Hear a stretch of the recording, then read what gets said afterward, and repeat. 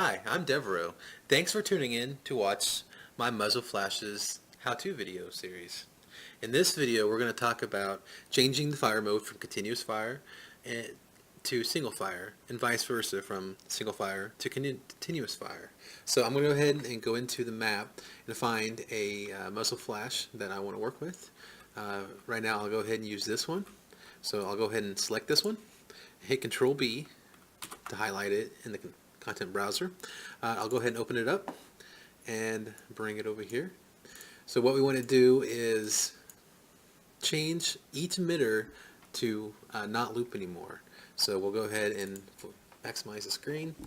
We'll start with the first one. We'll go to the required module and go over to the details panel to the left side of the screen. Scroll down to where you see the duration category. We'll see that there's emitter loops option here. What we want to do is change that from non-zero. Zero means just continuing loops. Once the duration's over, it'll start back over on that emitter. So I'll go ahead and change that to one loop. And that's it. And that's what needs to be done through each of these modules. So we'll change that one to one.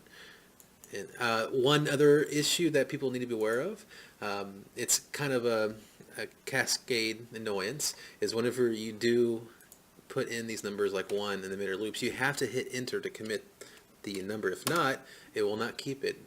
This bites me all the time. I'll go through and click on it, hit 1, and then click on the next one.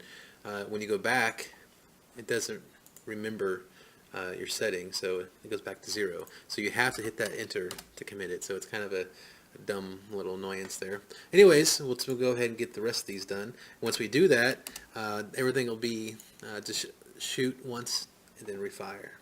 So let's do that here. And a couple more. And then basically once we get through all of these modules here, to make it back continuous will be exactly the same process. So I'll go ahead and change that one to 1, and then also this one to 1, and this one to 1. So don't be afraid to go ahead and modify this. This is not a big change. And then there we go. Now we have it shot as a single shot. What we'll do now is to reverse it back to continuous fire. We want to go recheck all that, so we won't watch that on the video. But I do want to point out one other very important thing, is this duration.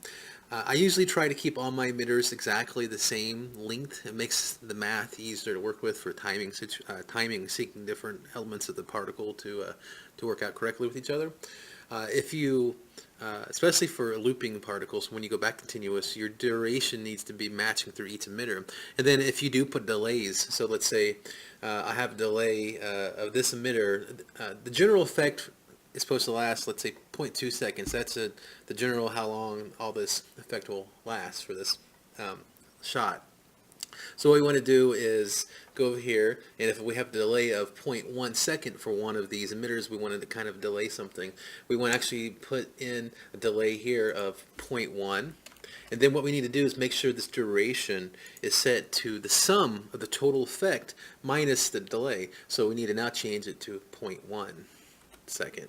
So that way when we add the delay plus the duration, it should be equal to the duration of all the global effects of all the other emitters. That way everything stays in sync. If you don't do that step, that can start offsetting every time you do it. So that's something to keep very aware of, is doing that little math there between the emitter delay and the emitter duration.